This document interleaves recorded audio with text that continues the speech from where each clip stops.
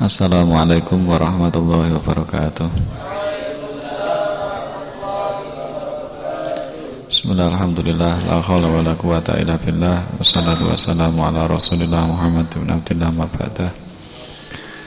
Nerusaken hadis nomor 216 nggih. Bismillahirrahmanirrahim. Qala Rasulullah Muhammad sallallahu alaihi wasallam, aqallu ma yujadu fi akhir zamani dirhamun halalun au akhun yusaku bihi.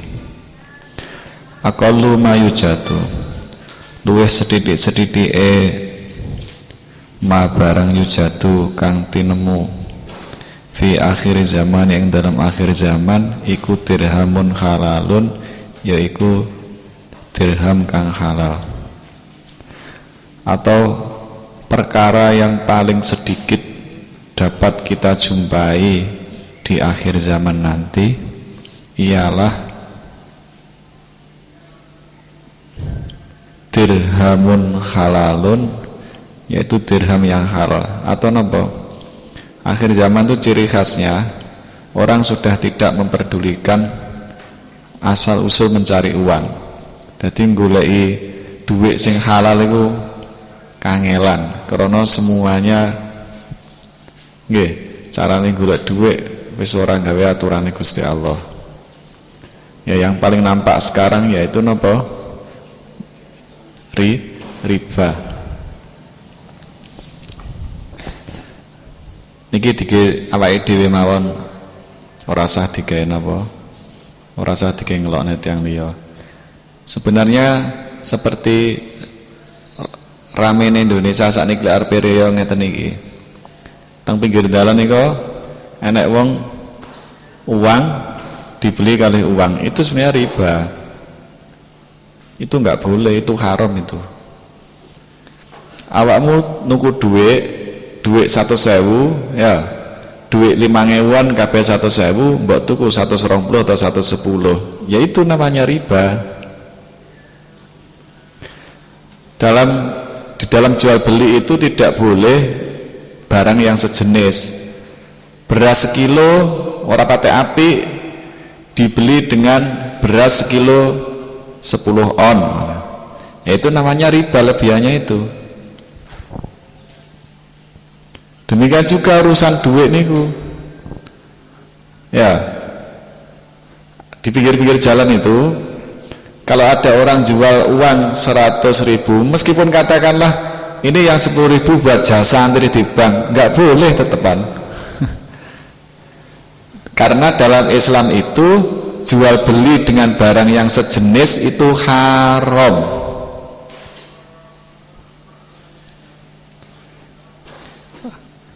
Nah niki Kanjeng Nabi dawuh mengingatkan kita apa?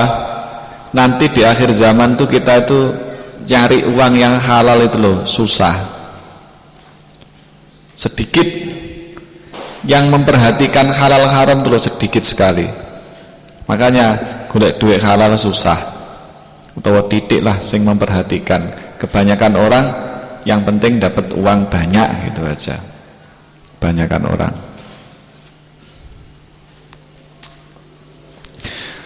Au akhun yusaku bihi, atau saudara yang dapat dipercaya.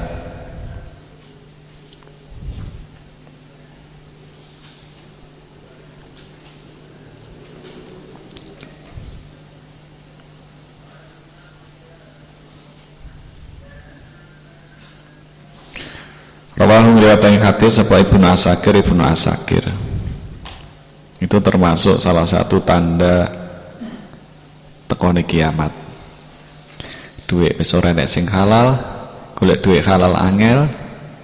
Terus napa?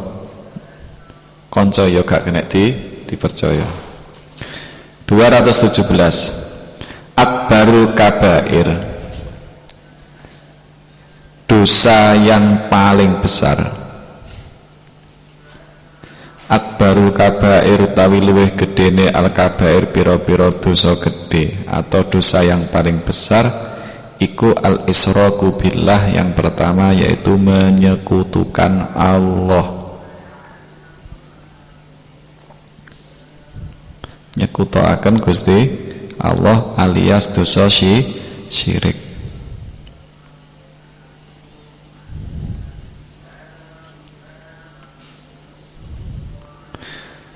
Termasuk latihannya supaya kita terhindar dari syirik, yaitu kita hindari syirkul asghar atau syirik kecil. Syirik kecil itu apa? Syirik kecil itu adalah arya'u. Napa? Pamer. Pamer niku napa?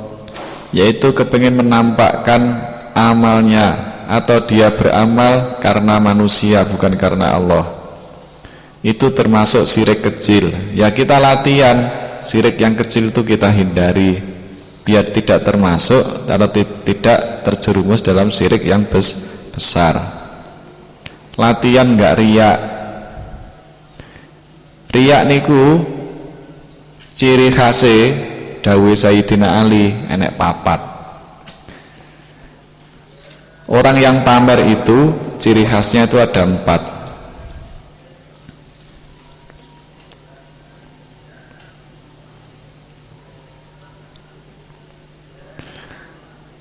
Kalau di yang pertama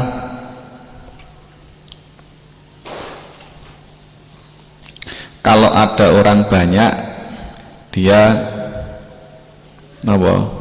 giat beramal.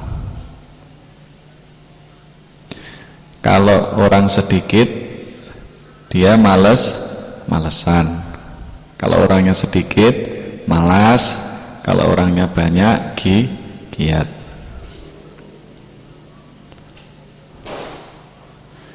Yang ketiga, kalau disanjung, dilem, semangat. Ya. Dilem, disanjung, semangat. Itu berarti riya. Kalau digunjing atau diolok, malas. Berarti kita itu kalau meninggalkan amal karena diolok orang, yaitu riya. Saku rasa-rasen sedilok-lokno wae. Ya iku riya. Dia beramal karena kepengin disanjung tiang. Yaitu syirik itu itu dosa yang sangat besar loh nggih.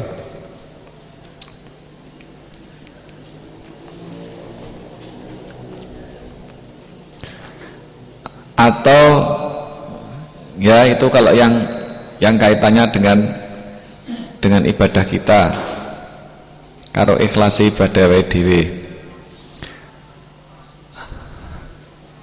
Yang baku syirik itu secara umum adalah yaitu ketika kita mengutamakan, lebih mencintai selain kepada Allah dan Rasulnya. Berarti itu namanya kita menyekutukan Allah. Kalau kita lebih memberatkan yang selain Allah, ya selain Allah itulah sekutunya Allah. Yang selain Allah itulah sekutu-sekutu selain Allah. Seumpamanya ya kita kerja sampai nggak mau sholat, nggak mau puasa, lah itu dunia yang kita bela-belain, atau alias kalau disimpulkan katakanlah uang itu menjadi sekutunya Allah, yaitu namanya syirik. Kita lebih mengutamakan uang, lebih mengutamakan dunia daripada menjalankan aturan Allah. Itu dosa yang paling besar loh menurut Allah, termasuk dosa besar, dan masih banyak yang lainnya.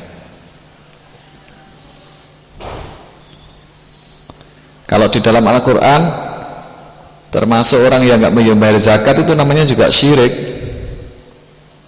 Orang yang nggak mau bayar zakat itu juga termasuk orang syirik.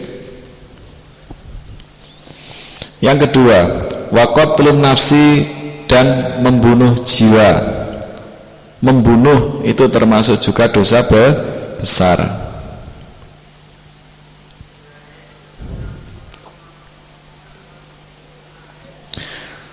Yang ketiga, wa uququl walidaini, dan menyakiti kedua orang tua. Mboten birrul walidain tapi uququl walidain. Termasuk uququl walidain itu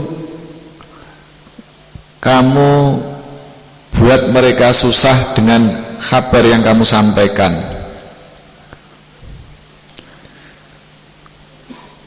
Umpamanya kamu di pondok, kemudian cerita sama orang tua, Bu, saya di pondok enggak sama teman-teman orang tahu keduman lawuh mangane gak enak nang pondok. Karena akhirnya orang tua kan susah tuh ya. Ya itu uququl walidain itu bikin orang tua susah itu loh. Memberikan kabar-kabar yang membuat orang tua susah, itu namanya uququl walidain. Namanya apa? Menyakiti orang tua. Apalagi bantah, apalagi bentak, apalagi wis sing liyane. Bikin susah itu ya uququl walidain. Gak ada wong tua susah niku ya uququl walidain. Nah, perintahnya untuk kedua orang tua apa? Wabil walidaini ihsana. Perintahnya adalah diperintah untuk berbuat baik. Berbuat baik itu apa? Ya sudah, jangan dibikin orang tua itu susah gitu aja. Cuma akhlaknya kalau di Al-Quran itu, kita itu taat kepada orang tua dalam rangka taat kepada Allah. Makanya jika ada perintah-perintah dari orang tua yang tidak sesuai dengan perintahnya Allah, itu tidak wajib kita taati, tapi tetap kita diwajibkan untuk berbuat baik. Makanya kalau mau belajar birrul walidain itu jangan pernah menceritakan ndak enaknya awakmu, baik kamu ketika kamu belum nikah ataupun ketika nanti sudah nikah. Wis aja diceritakno. Ben wong tua iku ora susah. Sebab kadang-kadang kita itu salah kaprah. Karena sangke mumete, sangke duwe masalah ora iso tuntas, kepinginnya kan menurut kamu itu curhat karena itu orang tuamu, ya toh? Apa terus lek mari mbok curhati terus iso turu? Kamu curhati, kamu punya masalah gitu aja, sudah pusing orang tua, nggak bisa tidur sudah. Itu ketika kamu membuat orang tua tersiksa, itulah kamu termasuk orang yang uququl walidain.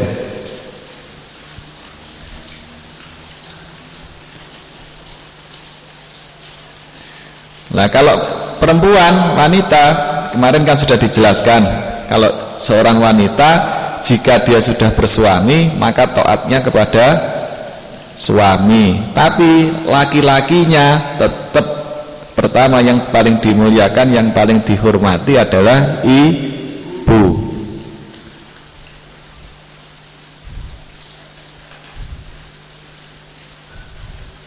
Berarti itu nggak sak moro tuane pisan jenenge walidain. Kalau orang nikah ya mertua itu ya walidain, ya termasuk orang tua. Guru yang membimbing kita juga orang tua. Jadi orang tua itu adalah orang tua yang melahirkan kita, orang tua mertua kita, dan orang tua yang membimbing kita menuju selamat di dunia dan akhirat, alias gurunya awake dhewe. Itu juga orang tua. Pun latihan uququl walidain. Ojo didik-didik gampang cerita karo wong tuwa sing ora enak ora enak. Jangan titik-titik sambat sama orang tua. Orang tua jangan diceritai yang nggak enak, yang nggak enak. Coba pamannya kamu di pondok nangis saja, wong tuamu bisa turu, ya. Aduh Pak, di pondok nyamuknya banyak. Urusan nyamuk diceritakan orang tua nih. Orang tua nih bingung lah, iya. Orang tua nih, nang pondok nyamuknya banyak, saya nggak bisa tidur, ini gimana? Nah iya, orang tua udah mikir tuh ya. Lah ketika membuat orang tua kayak gitu loh, kita tuh loh termasuk orang yang uququl walidain. Ya sudah. Masa urusan nyamuk rasa ngatasi ya.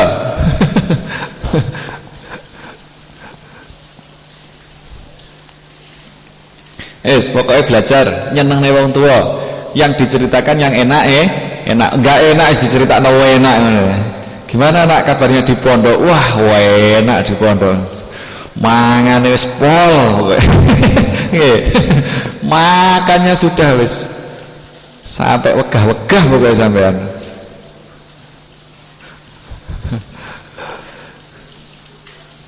Senak nang pondok mah nang omah kepengen tuku jajan leren tuku, nang pondok iku jajan sampai wegah-wegah sampean. Nah ngono wong tuane kan gak susah to nggih. Lho kok nang pondok kok kuru, kan perlu rada tirakat ngono. Kan aku sering poso, makanya rada kurus, pokoknya enak pokoknya nang pondok. Ya akhirnya kan waktu kan gak mikir, seneng malian. Yaitu belajar birrul walidain. Ya kan sudah ceritakannya bagus saja sudah. Jangan diceritakannya nggak enak, pokoknya jadi buka. Nggak enak kayak cerita, tiga sejarah ya. Biar aku nang pondok tahun ini dibuat sejarah saja. Terus nih, dan yang terakhir wa qaula zuri, dan berkata dusta. Itu juga termasuk akbarul kabair, dosa yang paling besar, yaitu berdusta. Napa syirik, terus mantan membunuh, ya, kemudian menyakiti kedua orang tua, terus berkata dusta. Istiling-iling. Hadis nomor 218. Qala Rasulullah sallallahu alaihi wasallam, aksiru dzikral mauti fa innahu yumakhisud dunuba wa yuzahhidu fid dunya fa in dzakartumuhu indal ghina hadamahu wa in dzakartumuhu indal faqri ardhakum bi aisyikum. Rawahu Ibnu Abi Dunya an Anas radhiyallahu anhu. Aksiru dzikral mauti, perbanyaklah kalian mengingat mati. Niki lho perintah hadis sami kali perintah Al-Qur'an. Kita diperintahkan untuk banyak mengingat mati. Dari kemarin ini sini bahasanya hadisnya kan perintah ngono terus nggih. Ngene iki ben apa to? Ben orang lamun adoh-adoh ngoten lho nggih. Hari ini yang membuat kamu itu malas-malesan. Ya, iki terutama sing sik nom-nom ini yang masih muda-muda sing sik nom-nom pondok. Di dalam batinmu itu ada perasaan kamu tuh mati engko seumur swidak. Atau umur 50 munggah. Akhirnya saiki mbok ge enak-enakan. Yang membuat kamu males-malesan hari ini, dijak sholat malam nggak tahu gelem tangi, dijak wiritan nggak mau, dijak ngaji ya males. Itu kan perasaanmu kamu matinya masih lama. Coba kalau kamu ingat besok pagi mati itu, kan nggak ada yang tahu tuh. Sesuk mati siapa sih ngeruh? Besok pagi mati.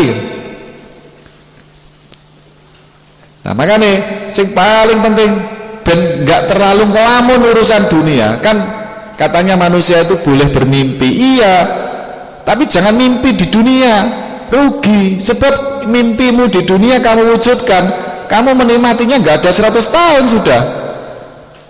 Kamu kepengen mimpi menciptakan apa-apa, punya mimpi-mimpi, kepengen mimpi apa bisa. Itu seandainya kamu wujudkan, cuma kamu nikmati berapa tahun di dunia.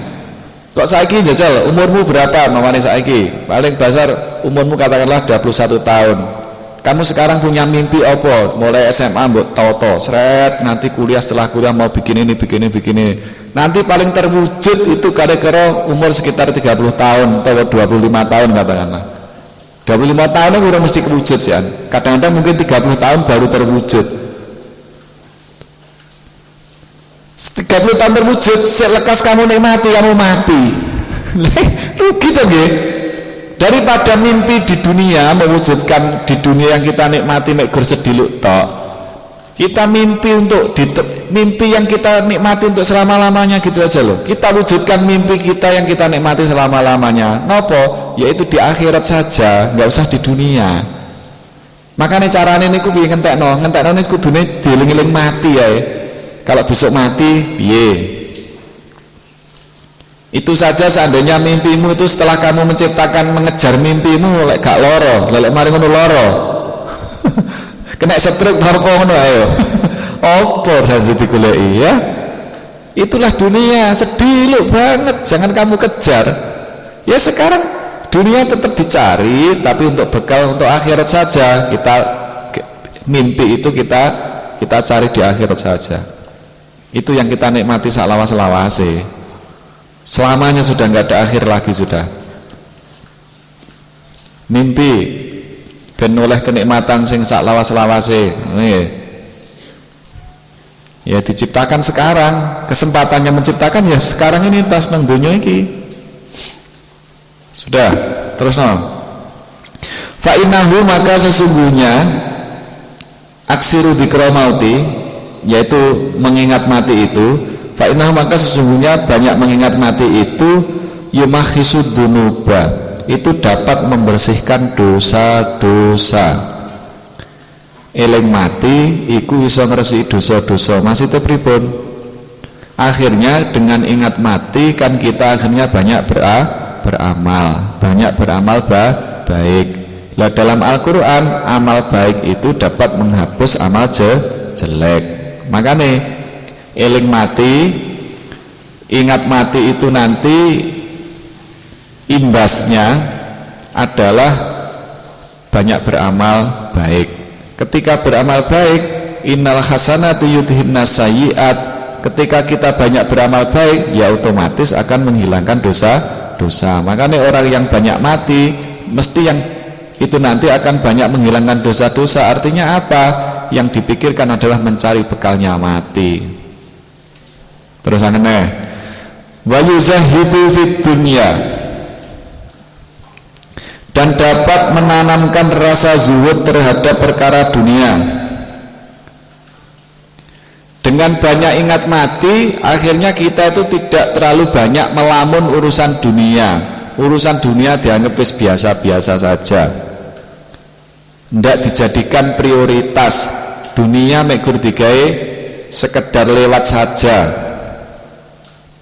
Itu namanya zuhud. Zuhud itu artinya apa?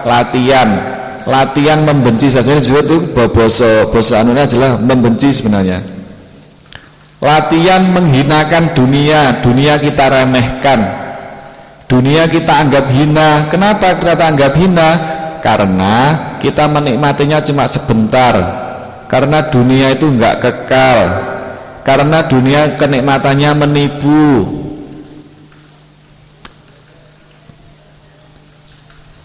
Karena dunia kenikmatan kesenangannya menipu. Makanya kita remehkan saja urusan dunia. Itu namanya latihan zuhud. Semakin kita banyak mati, kita itu menjadi zuhud atau tidak, atau belajar tidak mencintai dunia. Akhirnya ini yang ada di dalam hati, yang ada di dalam pikiran itu tidak menggebu-gebu kepingin gawe omah sing wapi, ada tamannya ya, ada sungainya, mau tiga iwak dipancing dewe ini ya, mumet kemarin. Wah bikin kayak nong villa-villa gambarannya nong barat, nong villa-villa nong pinggir laut. Alah, kalau orang zuhud gaya apa mari ngono tinggal mati ora digawa. Ya wis ta. Orang itu kalau tinggal mati, kalau orang ingat mati, lah iya omah apik-apik gawe apa? Setelah dibikin bagus mati ya nggak ikut ke rumahnya ya. Iya. Wis obsesi saya harus jadi orang kaya biar bisa nyari istri yang cantik namanya. Ya, umpamanya. Kamu obsesi ini biar sukses urusan dunia, lek gampang golek bojo ayu gampang, ya. Kan rumah sana sing guru rabi ngene iki duwe bojo ayu penak to. Iya. Wah, enak bojo ayu kaya artis iko ngene nggih. Rumah samu penak, ya. Teko sing rabi. Ya kan bayangan dunia itu kan penuh dengan angan-angan toh. Angan-angan, bayangan, makanya semakin angan-angan kamu lemparkan jauh, semakin kamu lupa akhirat. Saya itu kepengen gini-gini loh, wah, kepengen gini-gini, saya pengen bisa gini, pengen gini. Semakin yang diangan-angan dunia, semakin lupa akhirat. Padahal itu kalau mau dihabiskan, ini mati ngono ya. Coba saat termasuk yang membuat orang itu nggak ingat mati, akhirnya nggak bisa zuhud dengan dunia apa? Ketika kita memberanikan kredit sepeda atau kredit mobil yang itu angsurannya 3 tahun namanya. Ya, kamu kerja kemudian kamu kredit apa? Kredit sepeda 3 tahun. Itu kan karena kamu punya perasaan masih hidup lagi 3 tahun lagi toh ya. Coba kalau kamu sesok mati bagaimana? Ya mungkin mesti orang duwe kepinginan misal. Ya wis tuku sak kuwate ae ngono. Artinya ya itulah belajar zuhud itu pokoknya kalau ingat mati mungkin saya zuhud. Kamu wani utang bank ngangsur 5 tahun ini kan gara-gara maksamu seurip 5 tahun kas loh ya. Kowe ora mikiri, iku lek pomo sesuk ora rezeki piye, kan ora mikiri. Engko teka-teka, bah dongone bah iki piye iki duwe iso nyari. Kan paling tantane kan tetep ngoten. Golek nemene kiai, golek nemene dukun, piye carane balekno utang iku mau. Lah ketika pas utang gak ingat mati, ya itu akibatnya. Akhirnya yang ada mekur kepingin dunia. Ya, makanya dunia itu kalau kamu kepingin tahu yang sebenarnya, jangan kamu lihat dengan mata, tapi lihatlah dengan mata batinmu, dengan hati. Kamu kalau melihat ada orang sepedanya motor baru, sepeda motornya baru, ya. Kalau kamu lihat dengan mata edisi terbaru CBR ya, ada mobil bagus atau Ninja 50 juta itu, wah enak. Iku lek kamu lihat dengan mata, dah neo enake, tapi lek mbok ndelok jalan batin saestu, dengan batin yang sebenarnya melihat dunia, kuwi engko paling siji kredit, ya. Nomor loro lek sesuk mati ya ora digowo, ya. Apa terusan enaknya? Lah ya itu cara belajar zuhud dari dunia itu. Makanya orang kalau zuhud dengan dunia enak bang pola model piye nang dunia orang kepencet blas, ndak tertarik sama sekali. Apa itu loh, cuma dunia. Itu loh permainan semuanya. Artinya permainan apa? Kalau kita kejar nanti menipu. Dunia itu loh permainan dan sendoguro. Sendoguro itu kok mengerti? Apa? Lawak, ya, lawak. Oh Gusti Allah yang ngelawak, gue serius itu kecilik awakmu, ya. Artinya dunia ini cuma panggung sandiwara saja, sinetron, ngerti sinetron? Perannya semuanya menipu. Yang tampak-tampak ini loh, yang dohir-dohir tampak-tampak ini semuanya menipu. Kalau kita kejar kita tertipu sudah. Makanya saya ngati-ngati melihat dunia dengan mata batin ben iso zuhud. Carane piye? Eling mati. Ya, jangan aku seger meger sik suwe mati megah, gak mesti ya. Anak wong sehat moro-moro budal ngopi ketabrak sepeda mati ya. Seger meger moro budal numpak sepeda seneng pinggir ketabrak motor kok mati ya, Masya Allah. Makanya napa jenenge itu selalu ingat mati biar kita tidak malas beramal. Sudah terusakan fa in dzakartumuhu wa yuzhidu fid dunya fa in dzakartumuhu, dan menjadikan kamu zuhud di dunia, fa in maka jika dzakartumuhu kamu mengingatnya, mengingat mati. Indal ghina hadamahu, utawa ngeten fa in dzakartumuhu indal ghina hadamahu, jika kamu mengingat mati di saat kaya, apabila kalian fa in dzakartumuhu maka jika kalian mengingatnya indal ghina ketika kamu kaya, hadamahu maka menjadikan kamu meruntuhkannya. Artinya orang itu ketika kaya, ketika dijadikan oleh Allah kaya, kok dia ingat mati, maka dia tidak akan bermegah-megahan dengan kekayaannya. Coba ya, kalau orang mau memikirkan mati loh, mati itu kalau kamu lihat, kamu belajar mencari pelajaran dari orang mati itu yang dibawa apa? Coba kamu lihat, kamu pernah ikut kubur orang mati enggak? Pernah melok ngubur kakak? Apa sing digawa karo wong mati? Kan nggak ada tuh ya, kecuali amal. Pas orang dijadikan oleh anak uang karo Gusti Allah didadekno sowoge kaya, dijadikan kaya, kok dia selalu ingat mati, pasti nggak akan sombong, pasti mesti cepet-cepet amal buat akhirat. Sebab kalau dia besok mati, semuanya yang dia miliki nggak ada yang dibawa sedikit pun. Kalau istrimu masih muda pasti rabi neh. Ya saya nggak percaya.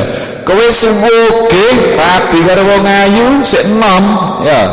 Kok mari ngono awakmu mati, pasti nikah lagi. Ya. Coba, padahal yang kaya kamu.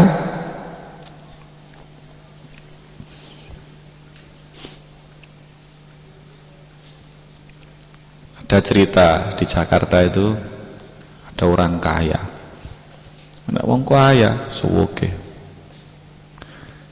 Dia itu juragan tanah di Jakarta, juragan kos-kosan iya, juragan tanah iya, masih muda, tapi ya masih muda. Karo Gusti Allah patre balungane balungan sugih, ora kaya balungane awakmu, ya.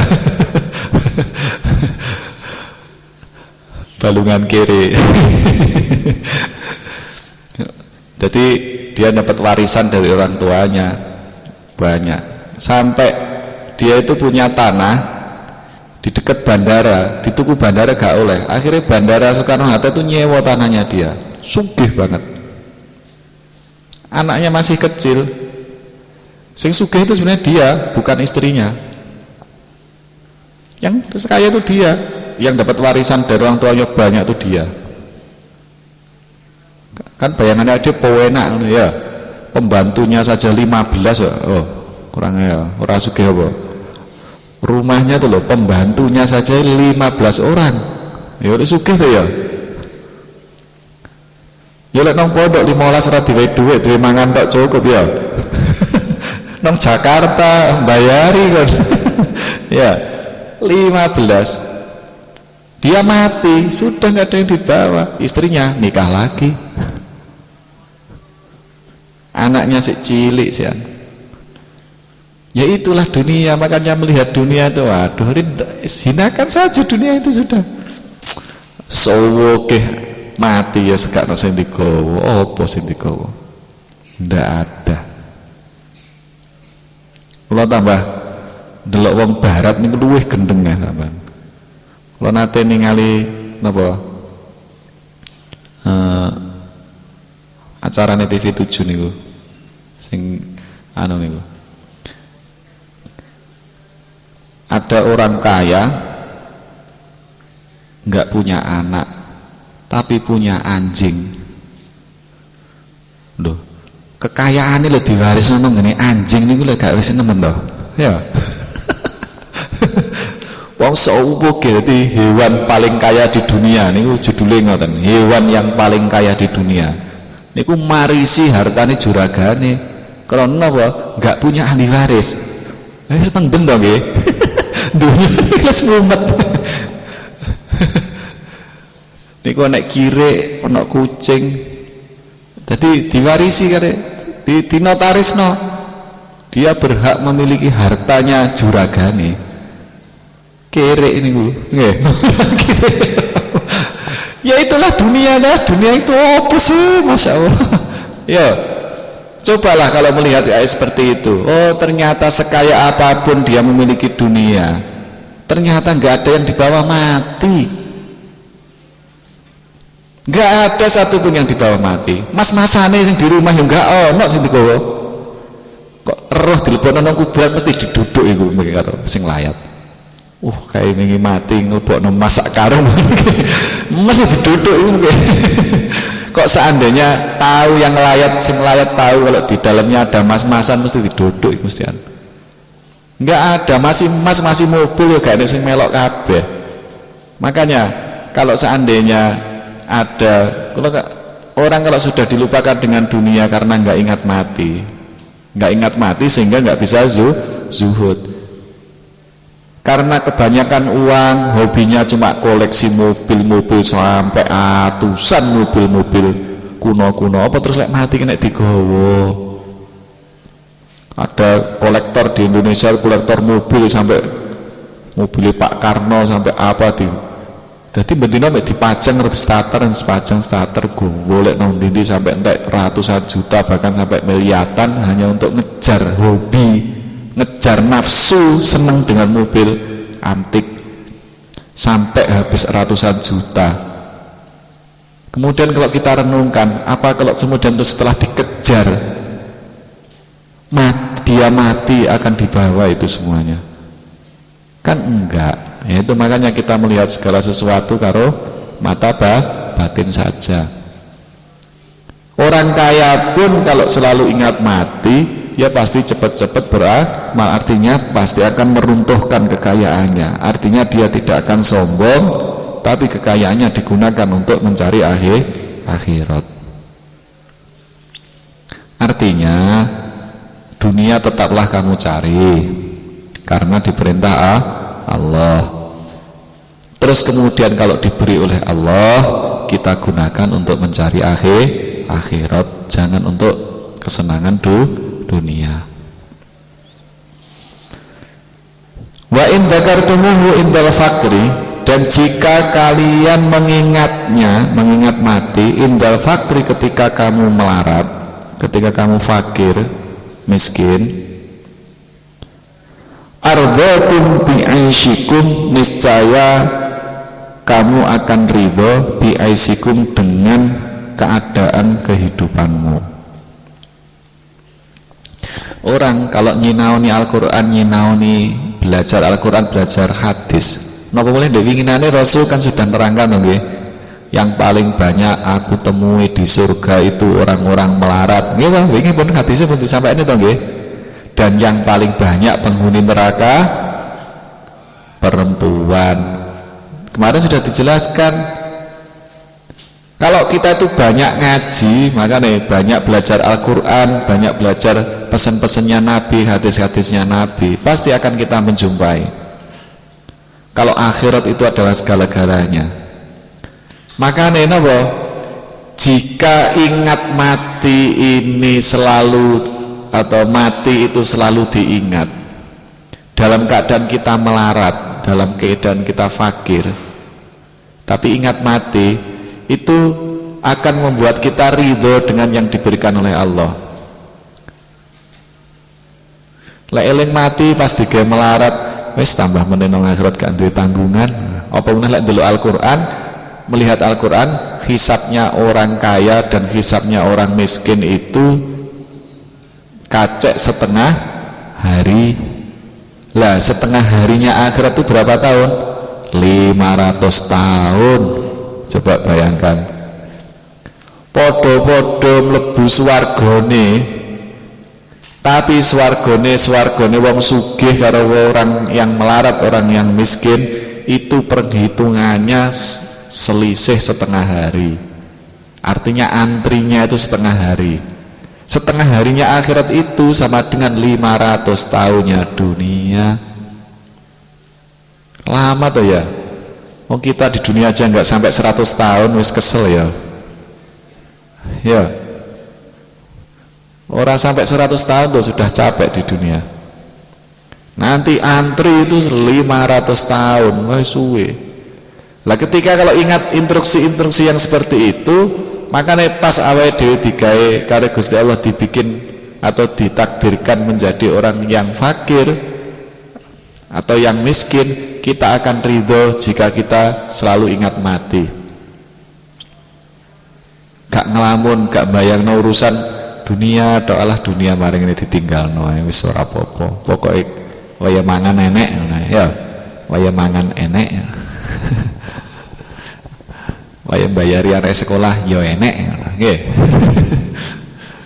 Wis pokoke waya pas melakukan ketaatan kita dimudahkan oleh Allah ya. Sebab seluruh penggunaan dunia nanti akan dihisab. Seluruh penggunaan dunia. Seluruh penggunaan dunia pasti akan ditanyakan oleh Allah. Kamu gunakan untuk apa? Makanya semakin kita banyak menggunakan fasilitas dunia, semakin kita lama bertanggung jawab nanti di hadapan Allah. Semakin fasilitas dunia ini kita gunakan untuk senang-senang urusan dunia, itu semakin banyak nanti hisabnya. Rawahu ngriwayatake hadis sapa Ibnu Abi Dunya an Anasin saking sahabat Anas radhiyallahu anhu. Terusakan hadis nomor 219. Aksiru perbanyaklah minas sholati dari membaca sholawat alaya ing atase ingsun padaku. Perbanyaklah aksiru perbanyaklah kalian. Banyak-banyakkanlah kalian as-sholati alaya bersolawat untukku. Iki arek pondok lek dijak sholawatan aja melayu.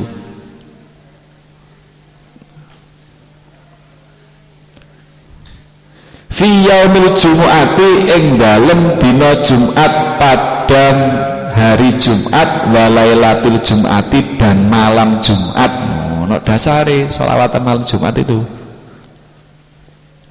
Ora bid'ah, ya. Sholawatan bid'ah. Perbanyaklah membaca sholawat kepadaku pada hari Jumat dan malam Jumat. Ya. Faman fa'ala dzalika, barang siapa yang mengerjakan hal itu, kuntu, niscaya aku akan menjadi lahu baginya syahid dan menjadi saksi, wasafian dan pemberi syafaat yaumal kiamat, nanti pada hari kiamat. Allahumma ini loh ya, dirungokno iku masih sing wis rabi-rabi barang niku wis melok selawatan wis lungguh nang majelis selawat wis ngrungokno selawat, lek perlu karo melok-melok macane selawat. Sebab Kanjeng Nabi nggih dawuh teng hadis sing liya, barang siapa yang bersolawat kepada Nabi maka Allah akan bersolawat kepada dia 10 kali. Niku Nabi ndawaken kayak ngoten.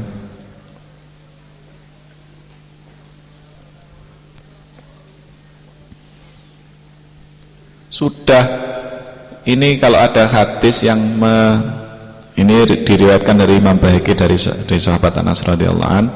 Jadi kalau sudah ada keterangan seperti ini, nggak usah nunggu kapan tempatnya dan di mana waktu untuk membaca. Ya sudah, kalau ini ada keterangan malam Jumat atau hari Jumat itu paling banyak atau amalan yang paling bagus yaitu memperbanyak baca sholawat itu yang paling pendek saja sudah nggak apa-apa. Sallallahu ala Muhammad, sallallahu ala Muhammad. Apalagi kamu seneng sholawatan. Kalau kamu mendengarkan lagunya Linkin Park, ora oleh apa-apa. Kamu seneng ngrungokno lagune Noah mamane ya. Utawa lagune sapa? Kamu nggak mendengarkan saja lo, nggak dapat apa-apa, malah nanti hisabnya tambah wakeh. Tapi lah kalau yang kamu dengarkan sholawat, ya, yang kamu dengarkan sholawat, apalagi kamu bersolawat, ikut-ikut bersolawat, wah tambah itu kebaikan. Artinya jika kamu lakukan itu nggak ada ruginya, sebab nanti di akhirat kamu akan memperoleh apa yang kamu lakukan, akan memperoleh balasan yang kamu lakukan. Kan memang hari ini dina niki niku napa? Burung terbiasa. Makanya teng radio mriki disetelno Quran, biasane kuping ngrungokno Quran. Lah Quran iku wong sing ngrungokne kuwi oleh ganjaran padha wong maca. Disetel Quran sampai dalu sing disetel ya panggah lagu-lagu nggih. Malah lari mriki niku malah nggawe petrit bau anter liwat kene niku lagune mbuh lagu apa kono gak ero aku. Bisa wis ono lagune nggih lagu-lagu napa niku lagu. Ya rugi lah kalau kuping nek kerdige ngrungok-rungokan ngoten nggih. Iki dirubah wis peksonen ya, dipeksa diisi sholawatan, diisi Al-Quran, diisi sholawatan, diisi Al-Quran. Cek enak bedane karo Pak Bari nggih. Ngene Pak Bari diisi dangdut jeros ya ngene. Sagita, masa apa melok sagita, ora pondok sagita. Ya diisi Habib saya ya, atau qasidah ilmu. Ben enek bedane. Yes, niki. Jadi kalau malam Jumat hari apa yang sekarang ini sudah wis nang pondok teng mriki sudah dibiasakan. Ini loh, ngerti ya. Ini ada keutamaan. Jika kamu hari Jumat diperintah bersolawat, lek awakmu gelem solawat, ngokeh-ngokehaken solawat pada hari Jumat atau malam Jumat, nanti Rasul akan menjadi saksinya awakmu di akhirat dari kiamat, dan juga akan memberi pertolongan, memberi syafaat tengene sapa sing gelem solawatan pada hari Jumat atau malam Jumat. Wis digolekno dalan gampang kok, golek sing angel kuwi nyapa. Nggih. Mau dijak solawatan tambah pelayon. Oh cus, kula nggak iso dadi vokal ya bah. Ya rasa dadi vokal, nutuk mboten iso. Ya wis dadi sing ngeramek-ngeramekno ya, ngentekno jajan, bagian ngentekno jajan ya sing gari-gari dhewe wis ora apa-apa ya. Utawa bagian ngeter-ngeterno golekno jajan ya ora apa-apa. Pokoke napa mlebu nang majelis selawat. Mosok mengkur ya Nabi salam ngono ra iso ya. Nek ana susi kan ya iso ta ya. Wis merok sallallahu ala Muhammad sallallahu mosok ngono ya ra iso. Ngapano lagu-lagu sakmono kae iso selawatan gak iso. Alasan tok. Sebab napa teng Al-Qur'an niku didhawuhaken Gusti Allah dalam surat Al-Ahzab, innallaha wa malaikatahu, sesungguhnya Allah dan para malaikatnya itu saja bersolawat kepada Nabi. Allah dan malaikat saja itu loh bersolawat kepada Nabi. Nah kita ya ayyuhalladzina amanu shollu alaihi wasallimu taslima. Kita juga demikian.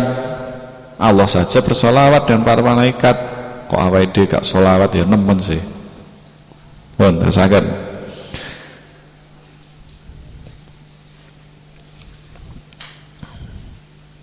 Jadi hadis niku nerangne tentang keutamaan membaca sholawat. Luweh-luweh teng dina Jumat atau malam Jumat. Kok dinane liyane dina Jumat dan malam Jumat ya enggak apa-apa. Enggak apa-apa. Terusakan hadis nomor 220. Aksiru minas sholati alayya.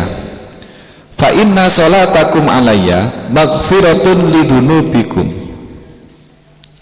Watlubuli ad-darajatal wal wasilata. Fa inna wasilatani inda rabbi syafa'atun lakum. Aksiru rawahu riwayatkan hadis Ibnu Asakir anil Hasan bin Ali. Dari Hasan Ibnu Ali radhiyallahu anhu saking cucune Kanjeng Nabi. Aksiru perbanyaklah minas sholati dari membaca sholawat alayya atasku.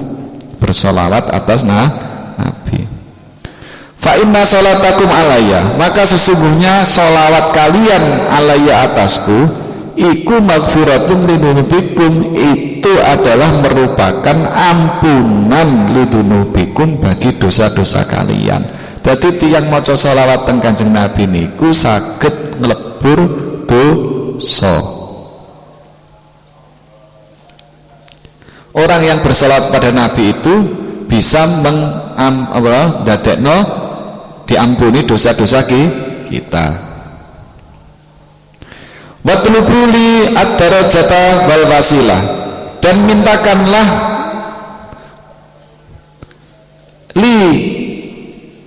untukku ad-darajata derajat wal wasilah dan wasilah.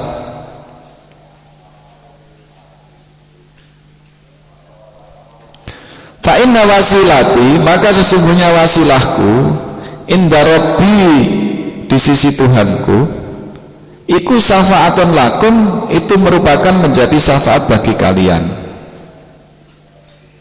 Jadi bersolawat itu atau menjadikan Nabi sebagai wasilah kepada Allah itu dianjurkan.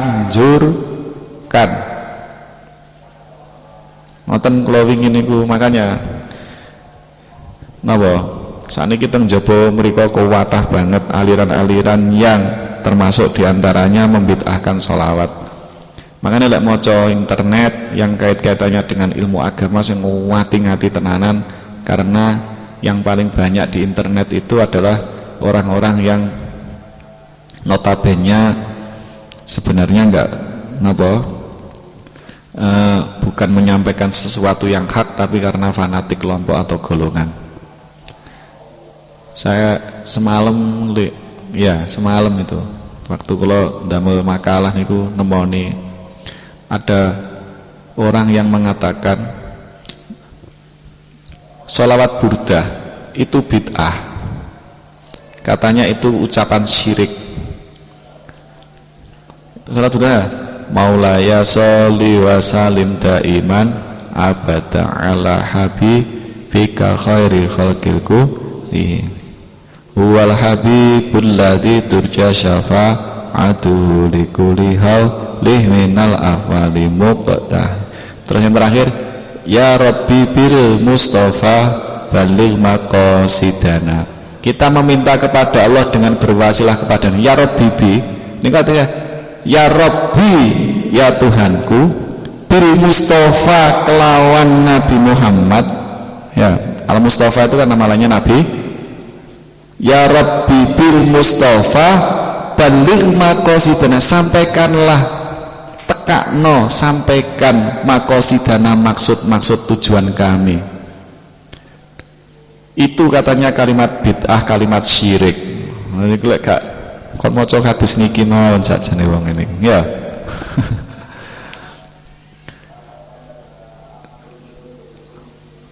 Nabi dijadikan wasilah untuk menuju Allah niku lho, katanya kalimat syirik, karena kita meminta atau menjadikan makhluknya sebagai perantara digawe Gusti Allah. Makanya nggih sing ngati-ngati lek belajar teng internet lho ya, kalau belajar agama aja nang internet, tekono ngaji ngene ya.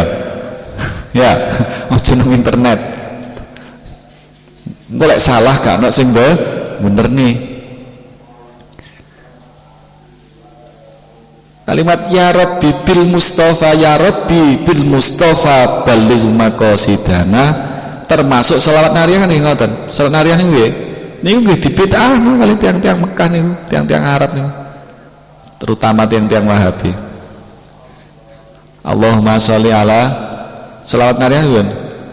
Allahumma sholli sholatan kamilata wa salim salaman taman ala sayyidina Muhammadin alladzi tanhalu bil uqadu wa tanfariju bil kurabu. Niku dadi Muhammad yang nggih Muhammadin alladzi tanhalu bil uqadu, dari bundelan-bundelan, wa tanfariju bil kurabu, dan orang yang napa? Tanfariju bil kurabu adalah yang melepaskan kesusahan-kesusahan. Itu dianggap napa? Syirik, karena Nabi itu nggak bisa melepasmu dari bundelan-bundelan problem-problem hidup, nggak bisa, yang bisa hanya Allah. Makanya itu katanya sama dengan napa? Syirik. Itu orang yang nggak suka sama Nabi itu sampai kayak gitu. Dan masih banyak yang lainnya. Makanya ya kita ngaji ki ora usah dikerdebatan, yang penting kita tahu dasarnya. Kalau Nabi memerintahkan kita untuk berwasilah kepada Nabi menuju Allah, artinya napa? Bijahi sayyidina Muhammad. Ini enggak apa-apa. Jadi nggih, sing biasane lek sampean teng mriki ngrungokne Mbah Uri jam 3 ngoten nika. Nggih. Nah nika napa? Melakukan ketaatan bijahi sayyidina Muhammad lek teng ngene Gebang kan nggih wonten nggih. Itu ndak apa-apa. Itu namanya wasilah, itu yaitu kita berwasilah kepada Nabi untuk Allah. Nah ini hadisnya ngoten ya. Jadi kita perbanyak membaca sholawat, karena sholawat kita kepada Nabi itu adalah ampunan bagi dosa-dosa kita. Kemudian kita mintakan untuk Nabi Muhammad derajat dan wasilah, itu adalah yang dimaksud doa setiap ba'da adzan. Berdoa apa tak gak? Wis diulang no, Bu. Tunggu mari adzan. Ono pelajaran. Allahumma rabb hadhihi da'wati tammah was salatil qa'imah ati wal fadilata was sarafa wat darajatal aliyah, terus wab'ashu maqaman. Nah, itu namanya doa mendoakan, yang mendoakan Nabi diberi derajat yang tinggi dan sebagai wasilah.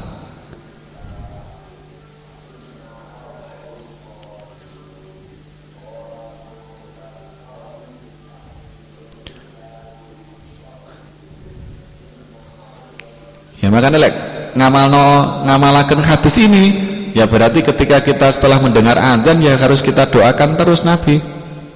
Allahumma rabbah da'wati tamah was salatil qa'imah ati sayyidina, ati itu berikanlah sayyidina Muhammadinil, sayyidina junjungan kita Muhammadinil lati apa Muhammadinil wasilata wal fadilah. Muhammad, Nabi Muhammad, berilah Nabi Muhammad al wasilah wal fadilah, dan keutamaan.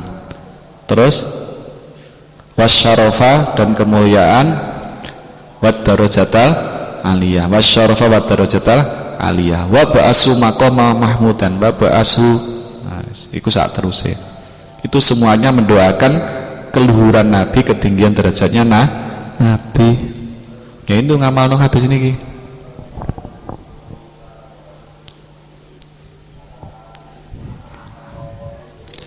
Barang siapa yang seperti itu atau mencari wasilah dengan Nabi di sisi Allah,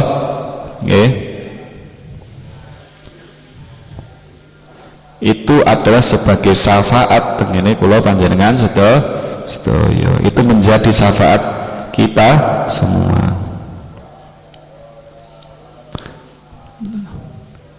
Mudah-mudahan manfaat. Al-Fatihah.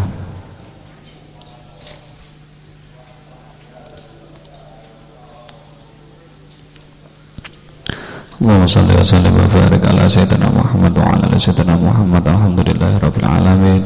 Allahumma ighfir lana warhamna wahdina innaka antal ghafurur rahim. Rabbana tuzigh qulubana hadaitana wa hab lana min ladunka rahmatan innaka antal wahhab. Allahumma ighfir li ummati Muhammad wa rahmatu Muhammad wa sallallahu alaihi wa sallam. Rabbana atina fid dunya hasanah wa fil akhirati hasanah wa qina alhamdulillahi rabbil alamin. Al-Fatihah. Bismillahirrahmanirrahim. Ihdinas siratal mustaqim. Assalamualaikum warahmatullahi wabarakatuh. Ya Nabi salam alaika, ya Rasul salam alaika, ya Habib alaika salatullah. Anta syamsun anta badrun anta nurun fawqa nuri anta iksiru azali anta misbahus suduri. Sallallahu ala Muhammad sallallahu alaihi wasallim. Sallallahu ala Muhammad sallallahu alaihi wasallim. Sallallahu ala Muhammad sallallahu alaihi wasallim. Sallallahu ala Muhammad sallallahu alaihi wasallim. Wassalamu Muhammad.